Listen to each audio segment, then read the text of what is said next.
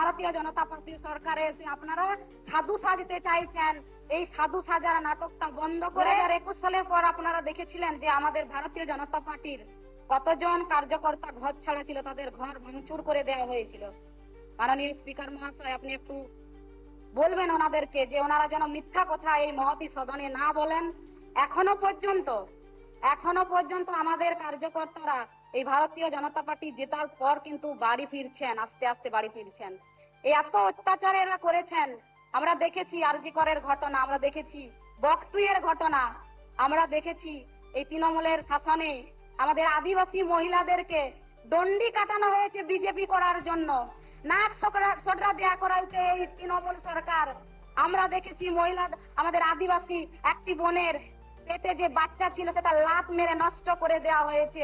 সেই কথাগুলো একটু এই মহতি সদনে যদি আপনারা বলতেন আমাদের ভালো লাগতো, যে আপনারা এখন মহান হয়ে গেছেন।